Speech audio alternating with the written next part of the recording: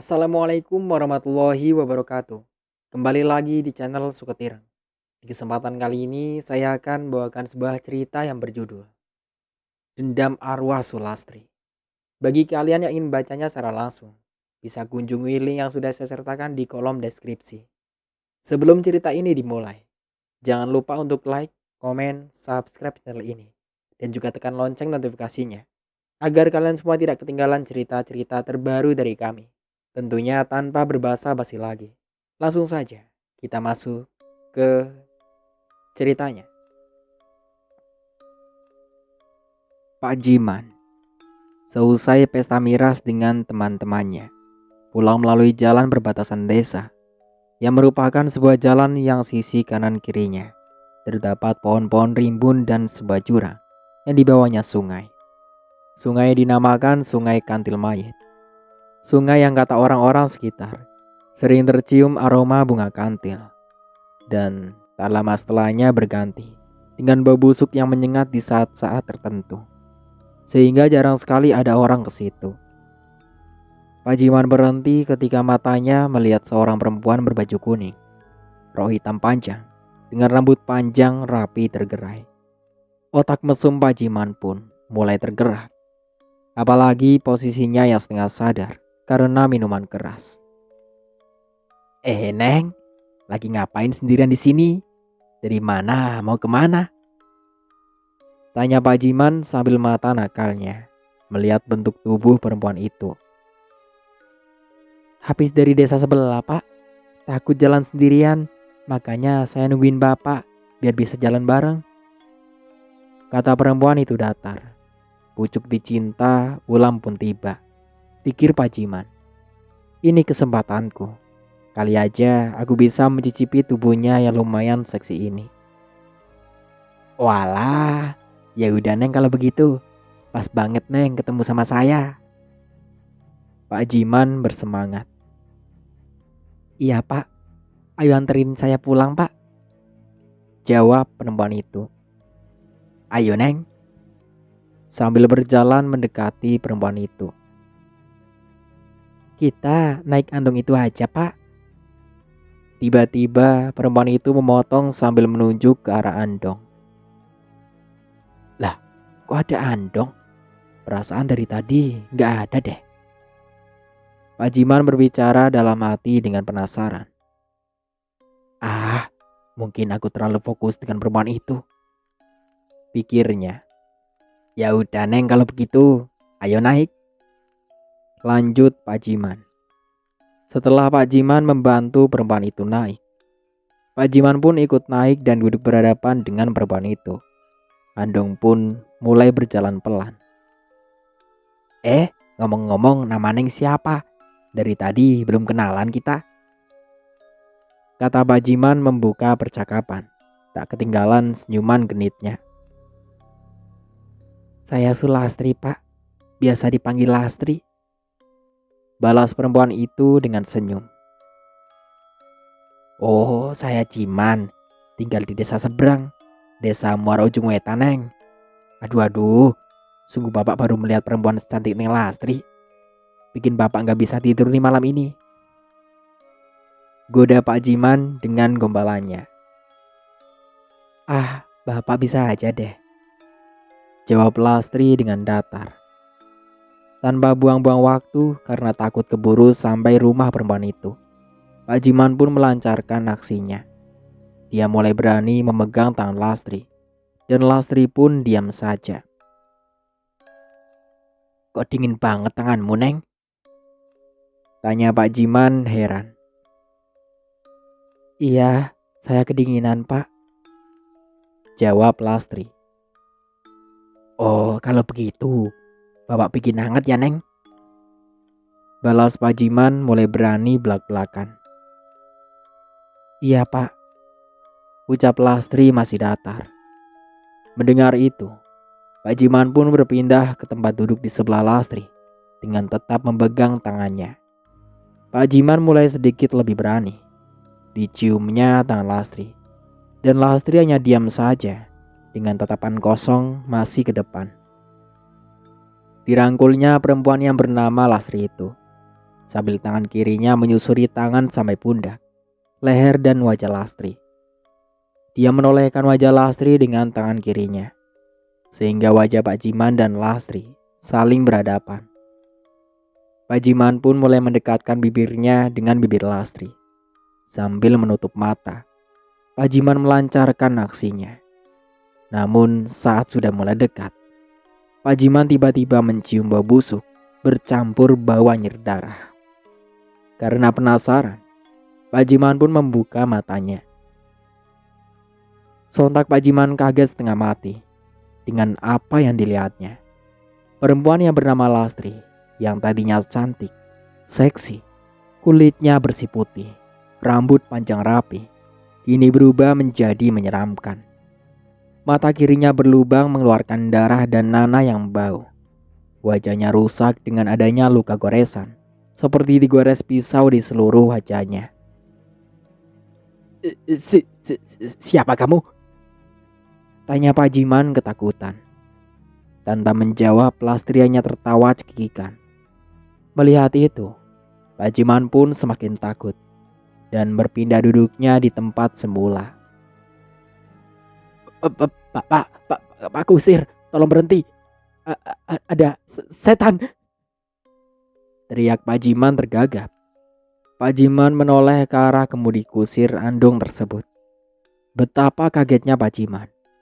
Ternyata dari tadi andong ini berjalan sendiri tanpa kusir. Melihat ini, tidak ada jalan lain. Dia memilih lompat dari andong.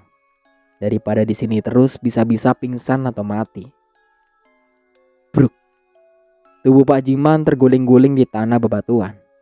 Dengan masih menahan sakit, Pak Jiman berdiri dan berlari dengan tenaga yang masih tersisa. Di tengah Pak Jiman berlari, dia mendengar perempuan itu tertawa cekikan lagi. Kali ini rasanya semakin terdengar keras di telinga Pak Jiman. Jam alarm berbunyi. Aku bangun dengan mengucek mata sambil mematikan alarm. Ku tengok jam alarm tadi, pukul 4 subuh. Aku bangkit dan merapikan tempat tidurku. Lalu aku berjalan ke kamar mandi untuk mencuci muka. Ku ambil handukku yang kugantungkan di belakang pintu kamar mandi. Dinginnya pagi ini tidak seperti kemarin-kemarin. Mungkin karena tadi malam hujan, pikirku. Aku pun ke dapur untuk membuat secangkir kopi. Dingin-dingin begini, enak nih ngopi, pikirku. Dengan membawa secangkir kopi dan tak ketinggalan rokok dan ponselku, aku duduk di ruang depan. Kusulut rokok kretekku yang kulihat tinggal 1 batang. Tumben Lastri jam segini belum mengirim pesan singkat kepadaku. Biasanya dia jam segini sudah mengirimku beberapa pesan singkat kepadaku. Pikirku dalam hati, sambil memandang ponselku berharap berdering, menerima pesan dari tunanganku, Lastri. Biasanya jam segini dia sudah mengirimku pesan singkat yang isinya, "Pagi sayang, bangun sayang, jangan lupa sholat subuh ya yang," dan sebagainya. Hampir separuh rokok kuhisap, dan juga ponselku berdering. Mungkin kali ini aku lebih dulu mengirim pesan ke dia, pikirku. Mungkin dia kelelahan dan belum bangun. Setelah selesai mengetik, kukirimkan pesanku pada Lastri. Sambil menunggu pesan terkirim, kupandangi terus ponselku. Kenapa tidak ada laporan terkirim? Apa nomor Lastri tidak aktif ya? Tapi selama ini nomornya selalu aktif. Tidak biasanya dia seperti ini. Gumamku sendiri. Mungkin dia lupa mencarger ponselnya, pikirku. Rokok pun habis. Aku memutuskan untuk menjalankan sholat subuh sambil menunggu kabar balasan dari Lastri tunanganku. Kulihat ibuku sudah bangun dan sedang berwudu. Aku pun meminta ibu untuk sholat berjamaah. Aku adalah anak satu-satunya. Selama 8 tahun kami, aku dan ibu, sudah ditinggalkan ayah. Ayah meninggal dalam sebuah kecelakaan kerja yang merenggut nyawanya. Ayah tertimpa besi rangka baja saat pembuatan sebuah bangunan pabrik garmen di sebuah kota A. Kami sangat terpukul karena kehilangan ayah sebagai kepala keluarga yang mencari nafkah untuk menghidupi kami berdua. Beliau juga sosok ayah yang baik, panutan bagiku. Selesai sholat subuh bersama ibu, aku berniat kembali ke ruang depan untuk menghabiskan kopi dan mengecek apakah pesanku sudah sampai ke Lastri, atau mungkin Lastri sudah membalas pesanku. "Salim, kenapa wajahmu nampak gelisah begitu?" Tiba-tiba ibuku bertanya saat aku ingin kembali ke ruang depan. "Tidak apa-apa, Bu," jawabku. "Jangan bohong pada ibu. Ibumu ini tidak bisa kamu bohongi," lanjut ibu. "Ini tentang Lasri, Bu. Biasanya setiap pagi dia mengirim pesan ke Salim, tapi hari ini Lasri tidak mengirim pesan ke Salim. Salim sudah mengirimnya pesan duluan, Bu. Namun tadi pesan Salim belum terkirim juga. Kayaknya nomornya tidak aktif, Bu," jawabku menjelaskan. "Oh, itu toh yang membuat kamu gelisah. Mungkin Lastri kelelahan, atau mungkin juga Lastri lupa mencarger ponselnya toh?" Jelas ibuku. "Iya, Bu, Salim juga beranggapan seperti itu tadi. Mungkin sekarang Lastri sudah membalas pesan Salim, Bu," balasku dengan penuh harapan. "Ya sudah, kamu cek ponselmu sana. Dan jangan lupa mandi. Ibu mau siapin sarapan buat kita dulu," kata ibu yang mulai berjalan ke dapur. Aku pun kembali duduk di kursi depan. Sambil meraih ponselku, aku menyalakannya. Ternyata belum juga ada balasan dari Lastri. Aku cek pesanku di kontak terkirim. Belum terkirim juga. Aku coba telepon, tetap saja tidak aktif nomornya. Ya Allah, kenapa perasaanku tak terang begini? Ada peringan Lastri. Semoga dia baik-baik saja ya Allah. Batinku dalam hati. Kopi pun aku minum habis. Ku tengok jam pada ponselku. Sudah pukul 5:30 pagi. Mana mungkin seorang Lastri bisa jam segini belum bangun?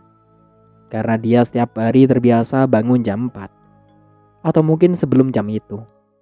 Karena dia harus ke pasar dan mempersiapkan semua bahan untuk membuat bubur ayam. Jam 5 pun dia seharusnya sudah keliling ke sekitar pasar dan kampungnya. Hatiku pun makin resah dan pikiranku tak karuan. "Salim, cepat mandi. Sudah siang. Kamu kan harus berangkat kerja," teriak ibuku dari dapur.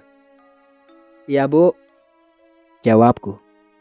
Aku pun menyingkirkan hal-hal buruk tentang Lastri. Selesai mandi, aku bergegas berganti pakaian kerjaku. Sambil ku sempatkan mengecek ponselku. Kalau Lastri membalas ponselku. Hatiku mencelos. Lastri belum juga membalas pesan dariku. "Salim, sudah selesai ganti bajunya. Ini sarapannya sudah siap, Nak," tiba-tiba ibu berkata setengah teriak, sehingga membangunkan lamunanku. "Iya, Bu, sebentar lagi Salim selesai," jawabku sambil ku keluarkan kepalaku ke pintu. 5 menit kemudian aku ke meja makan, menyusul ibuku yang sudah menungguku di sana. "Ayo kita sarapan dulu, Nak," kata ibu. "Iya, Bu," jawabku. Rasanya aku tidak ingin makan. Pikiranku terus ke Lastri, sehingga aku hanya mengambil sedikit nasi. "Tumben, kok sedikit sekali makanmu, Nak? Biasanya banyak kan? Apalagi ibu masak masakan kesukaanmu, sayur kentang, sayur bayam dan bergedel. Ada apa sebenarnya, Nak? Lastri sudah membalas pesanmu?" tanya ibu yang melihat raut mukaku. Salim seperti tidak nafsu makan, Bu. Salim kepikiran Lastri terus, jelasku. Lastri belum juga membalas pesanku, Bu. Ponselnya masih saja tidak aktif, sambungku lagi. "Apa mungkin Lastri sakit, Nak? Ya udah, nanti Ibu coba ke rumahnya. Ibu juga takut terjadi apa-apa dengan calon mantu Ibu," kata ibu ingin membuatku lebih tenang. "Iya, Bu, tolong ya, Bu, Ibu ke rumahnya. Nanti kalau ada apa-apa, Ibu kabarin Salim aja lewat pesan atau telepon," kataku memohon. "Iya, Nak, kamu tenang aja ya," jelas ibu. "Terima kasih ya, Bu," sambil mencium tangan ibuku. Ibuku hanya tersenyum dan menganggukkan kepalanya. Ya sudah, kamu siap-siap berangkat sana. Sudah jam 6 loh, kata ibu sambil melihat jam di dinding. Aku pun bersiap-siap berangkat. Sebenarnya jam kerjaku mulai pukul 8. Namun karena tempat kerjaku berada di tengah kota, dan tempatku di desa yang bisa dibilang desa yang kecil dan jauh dari keramaian kota, maka aku berangkat pagi. Kira-kira 1,5 jam baru aku sampai di tempat kerjaku. Aku bekerja sebagai karyawan di sebuah perusahaan X yang merupakan perusahaan dealer mobil yang bisa dikatakan paling besar di kota itu. Banyak mobil-mobil sport mewah terbajang rapi. Saat itu jumlahnya juga lumayan banyak, yaitu 27 mobil. Sudah 5 tahun aku bekerja di sini. Semula aku hanyalah seorang OB atau cleaning service, yang tugasnya menjaga kebersihan seluruh ruangan dan mobil-mobil yang ada di sini. Beruntung, setelah 2 tahun aku menjadi OB. Berkat kebaikan Pak Indra, pemilik dealer ini, aku diangkat menjadi supervisor. Waktu setengah jam tersisa aku habiskan untuk beres-beres meja dan semua arsip-arsip yang nantinya aku siapkan untuk aku bekerja. Hai Lim, ucap Junot sambil menepuk pundakku. Aku pun kaget setengah berjingkat, karena aku tak tahu kedatangan Junot yang diikuti Sarah di belakangnya.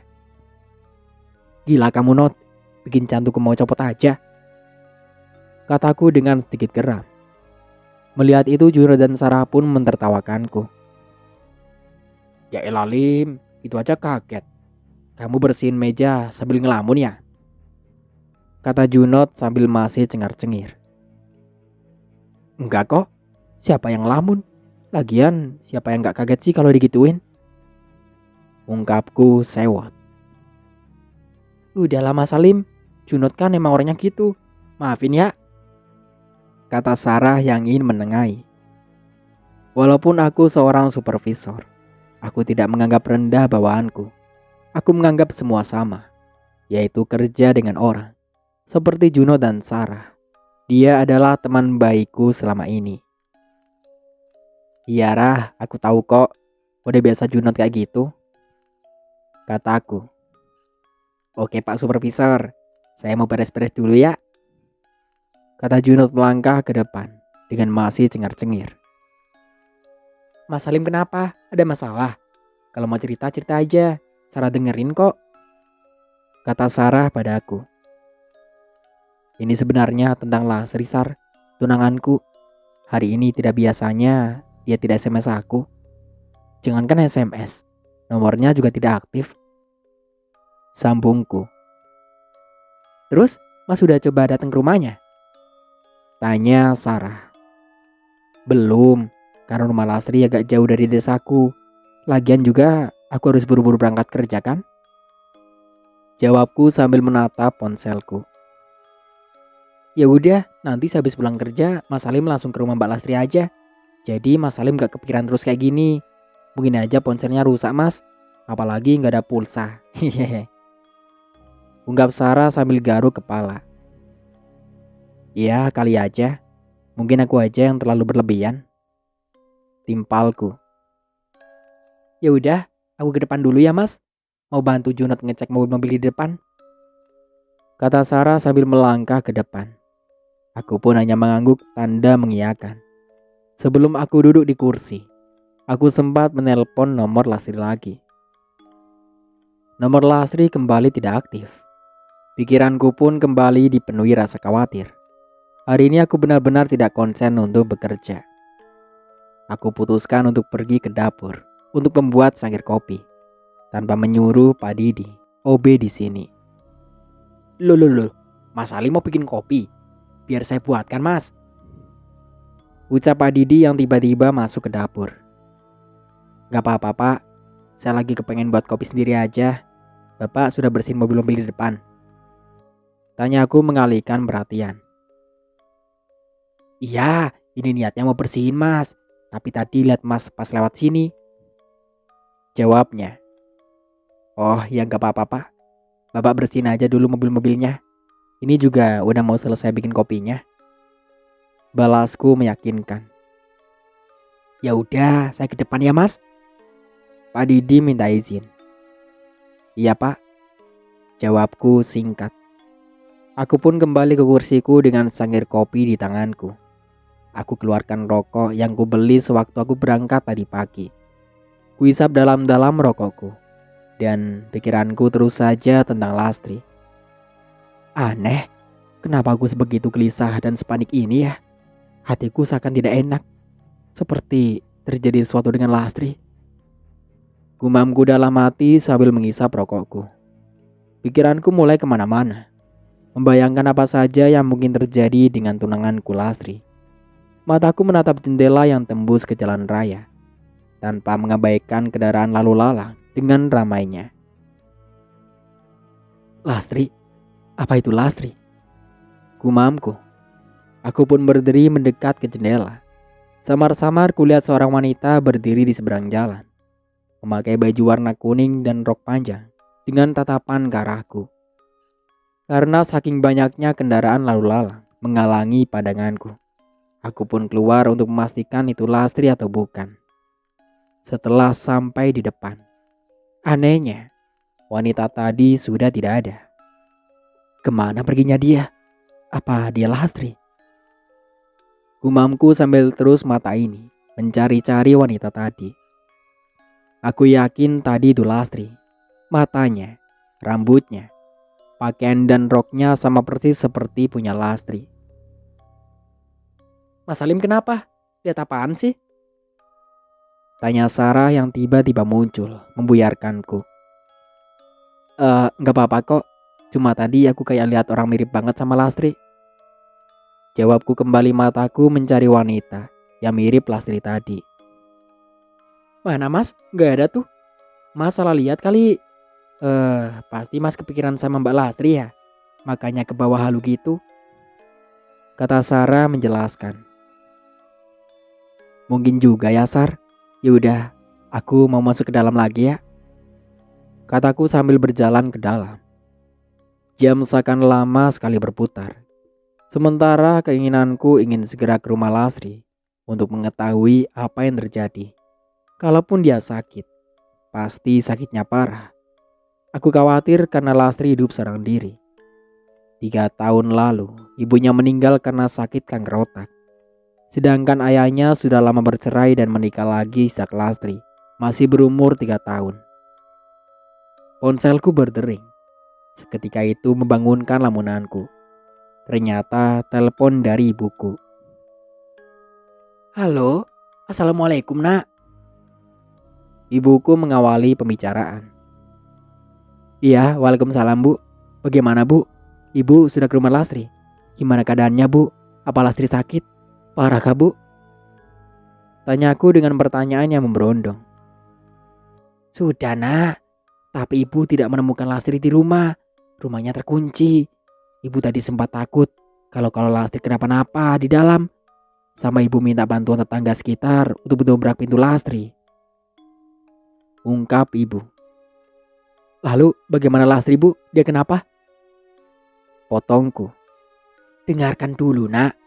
Setelah para tetangga berhasil mendobrak pintu rumah Lastri, kami tidak menemukannya. Lastri tidak ada di mana-mana nak. Barang-barangnya pun masih ada dan lengkap. Ibu juga sempat menanya beberapa tetangga Lastri, namun mereka semua tidak tahu. Ungkap ibu setengah menangis. Ya Allah bu, kemana Lastri sebenarnya? Aku sungguh sangat kepikiran bu. Tenang nak, nanti setelah kamu pulang kerja, kita ke rumah Lastri lagi. Kita cari sama-sama ya nak. Kata ibu. Iya bu, terima kasih ya bu, sudah mau mencari Lastri. Nanti aku dari sini langsung jemput ibu ya. Jawabku. Iya nak, kamu jangan kepikiran yang aneh-aneh dulu ya. Fokus sama kerjaan kamu dulu. Tutur ibuku. Iya bu, assalamualaikum. Jawabku mengakhiri telepon.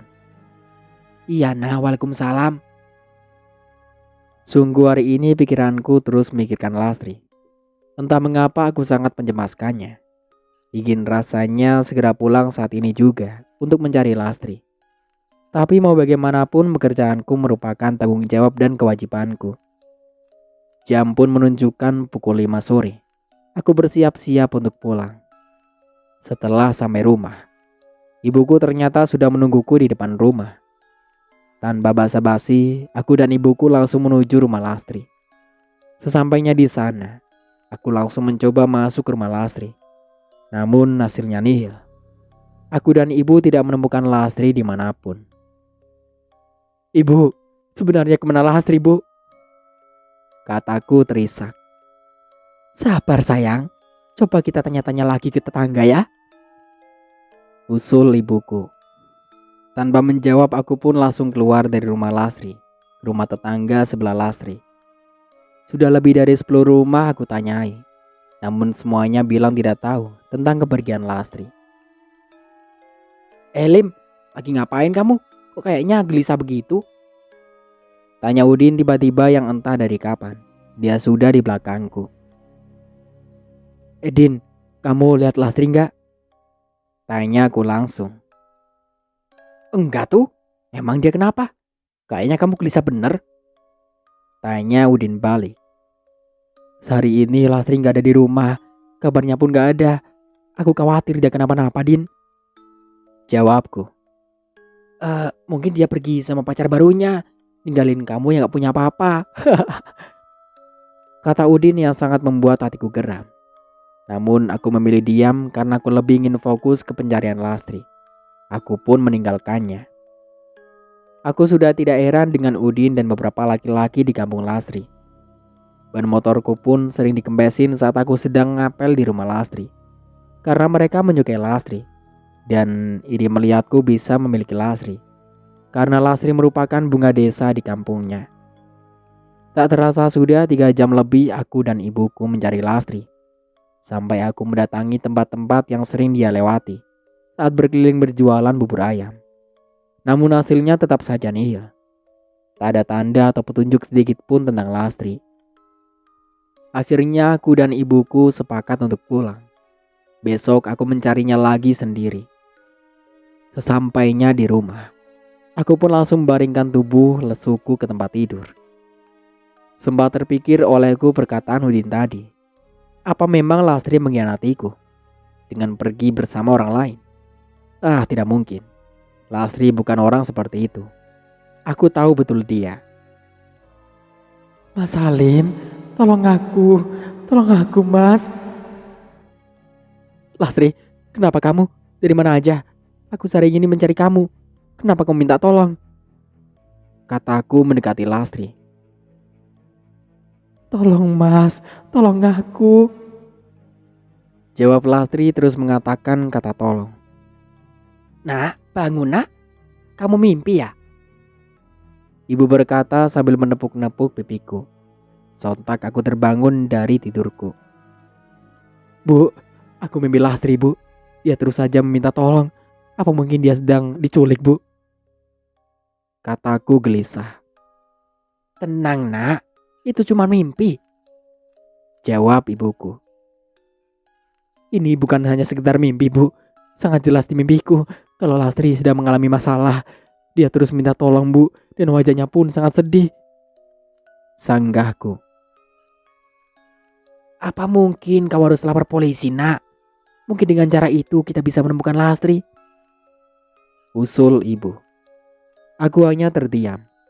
Mengingat mimpiku barusan tentang Lastri, aku sangat yakin bahwa Lastri sedang dalam kesulitan dan membutuhkan bantuanku.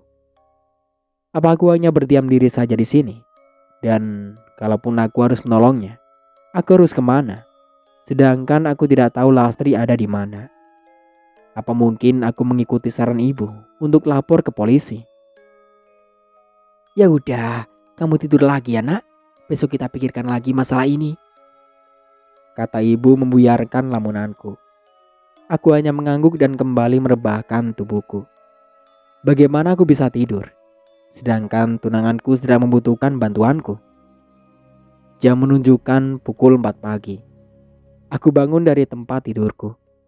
Aku mencuci muka dan membuat segelas kopi. Mataku serasa berat karena semalaman sejak aku bermimpi Lastri. Aku tidak bisa memejamkan mataku lagi. Bunyi pintu di depan diketuk seseorang. Siapa yang bertamu pagi-pagi begini? Pikirku. Iya, sebentar. Jawabku setengah berteriak. Setelah aku membuka pintu, terkejutlah aku melihat orang yang aku lihat di depanku saat ini. Lastri sayang, kataku pelan, setengah terkejut setengah bahagia. Tanpa bertanya lagi, aku langsung memeluknya. Air mata pun tak terasa menetes. Bagaimana tidak? Wanita yang sangat aku cintai ini, yang selama 1 hari tidak ada kabar dan aku cari-cari, sudah berada di sini, di pelukanku. Selama 1 menit lebih aku memeluknya. Kuhapus sisa air mataku, lalu kusudahi pelukanku itu. Sayang, kau kemana aja? Kenapa tidak ada kabar apapun darimu? Aku mencari-carimu hampir di seluruh desamu. Kau baik-baik saja kan? Tanyaku. Tolong aku, Mas. Tolong. Jawabnya kaku. Tolong apa sayang? Tadi malam aku bermimpi tentangmu. Di mimpiku kamu juga terus minta tolong. Sebenarnya ada apa ini? Kamu dijahatin seorang. Siapa? Kenapa wajahmu pucat begini? Jelaskan pada aku sayang. Kataku berharap Lastri menjawab semua pertanyaanku yang dari tadi tidak dijawab.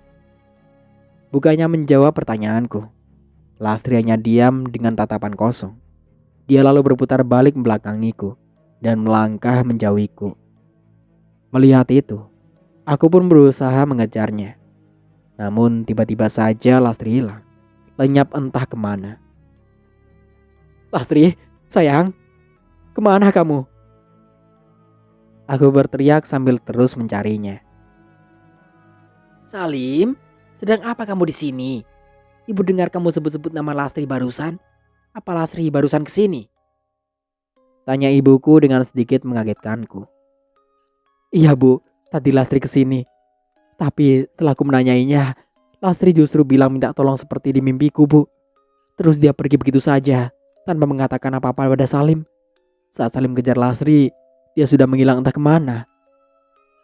Jelasku pada ibu. Kok aneh ya nak? Kenapa Lastri jadi seperti itu? Tanya ibuku lagi. Entahlah bu, Salim bingung dengan semua kejadian ini. Jawabku sambil menundukkan kepala. Mungkin Lastri memang sedang ada masalah besar nak. Namun dia belum bisa menjelaskannya padamu. Ayo kita sholat subuh dulu. Kita doakan Lastri bersama. Jelas ibu sambil merangkulku masuk ke rumah. Hari ini aku datang terlambat ke tempat kerjaku. Karena aku sebenarnya enggan untuk berangkat kerja. Tapi aku tidak bisa lari dari tanggung jawabku. Pagi Pak Supervisor, kenapa tuh mukanya sedih gitu? Ucap Junot saat aku berjalan ke mejaku. Aku tak menggubris pertanyaan Junot. Kuletakkan tasku ke meja dan langsung berjalan ke dapur. Pak Didi, tolong buatkan kopi untukku. Ucapku kepada Pak Didi yang sudah ada di dapur. Siap mas, nanti saya antar ke meja mas. Jawab Pak Didi. Iya, makasih pak. Kataku sambil melangkah kembali ke mejaku. Hei Lim, kamu kenapa sih sebenarnya? Cerita dong, siapa tahu aku bisa membantumu. Tanya Junot yang masih di dekat mejaku. Iya mas, benar kata Junot. Siapa tahu kita bisa bantu. Kata Sarah yang tiba-tiba datang. Aku pun duduk. Dengan suara pelan aku menjawabnya. Ini tentang Lastri. Kataku pelan. Lastri tunanganmu yang dulu sempat kau perkenalkan dia denganku dan Sarah. Kenapa dia? Tanya Junot. Aku akhirnya menceritakan semuanya pada Junot dan Sarah. Mungkin dengan aku bercerita pada mereka, beban pikiranku akan berkurang. Aneh, dia bisa menghilang begitu aja. Apa kau tak mengejarnya? Tanya Junot. Sudah, aku sudah mengejarnya. Dia benar-benar cepat sekali menghilang. Entah kemana perginya, aku tak tahu. Balasku. Kau bilang tadi wajah Lastri pucat. Jangan-jangan, kata Junot. Jangan ngawur kamu, Not. Potong Sarah. Apa sebaiknya Mas lapor ke polisi aja? Lanjut Sarah. Aku memang sempat berpikir seperti itu. Namun aku belum yakin kalau Lastri hilang atau diculik orang. Buktinya tadi pagi-pagi sekali dia ke rumahku. Jelasku. Ya udah Mas, aku dan Junot nanti akan bantu Mas untuk cari Mbak Lastri. Mas yang sabar ya, kata Sarah sambil menepuk bahuku. Mereka pun izin pergi untuk kembali bekerja. Di depan, Junot pun kembali mengungkapkan argumennya yang tadi sempat dipotong Sarah tentang Lastri. Sarah, aku yakin dengan apa yang mau aku bilang tadi pada Salim, kata Junot pada Sarah. Jangan ngawur kamu, Not. Kalau kamu bilang tadi di depan Mas Salim, bukannya bisa membuatnya semakin bingung dan kepikiran? Jawab Sarah agak keras. Iya sih, tapi kan aku cuma memberikan argumenku, balas Junot masih ngotot. Aku bilang jangan ngomong seperti itu sama Mas Salim. Kalau kamu masih ngeyel, kamu bakal ngerasain rasanya bugemku ini, kata Sarah sambil mengepalkan tangannya di depan muka Junot.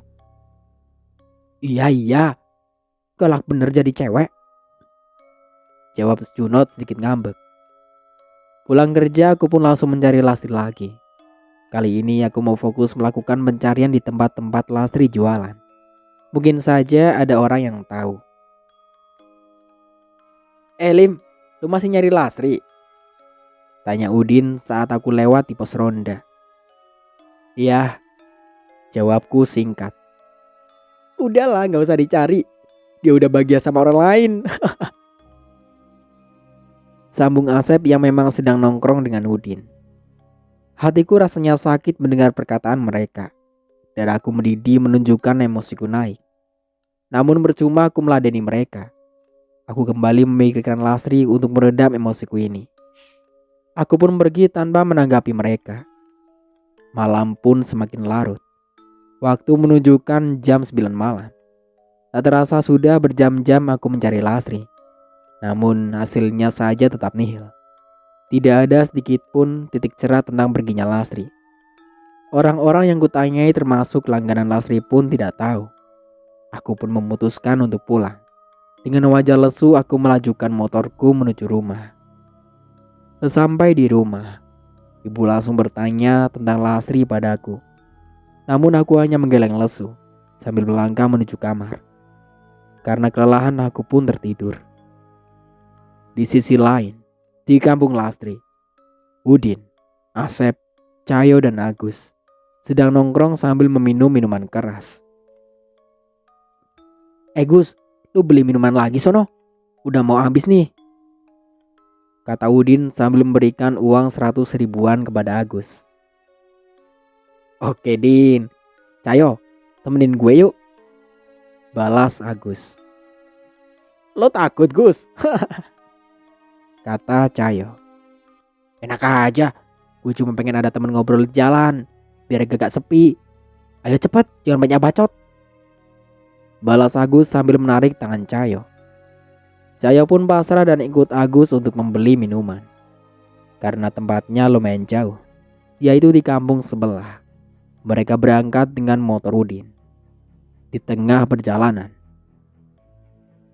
Gus, ada cewek lagi berdiri sendirian noh, kata Cahyo tiba-tiba.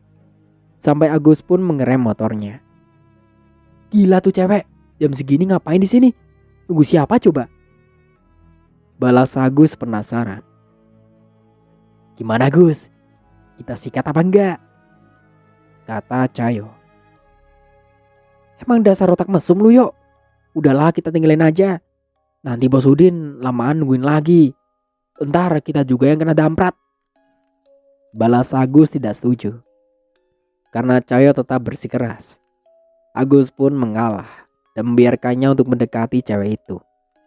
Namun baru beberapa langkah, Cahyo berjalan untuk mendekati perempuan itu. Dari arah sebaliknya terdengar suara geberincing lonceng dan tapak kuda. Benar saja, dari kejauhan terlihat lentera andong yang semakin jelas mendekat dan berhenti tepat di depan perempuan itu. Sial, gagal deh rencana gue. Umbah Cahyo mengamati perempuan itu naik ke andong. Udahlah yuk, cepat kita jalan lagi, kata Agus sambil menstarter motornya. Ah ya udahlah yuk, jawab Cahyo yang siap membonceng. Namun sialnya motor yang dari tadi starter tidak kunjung hidup.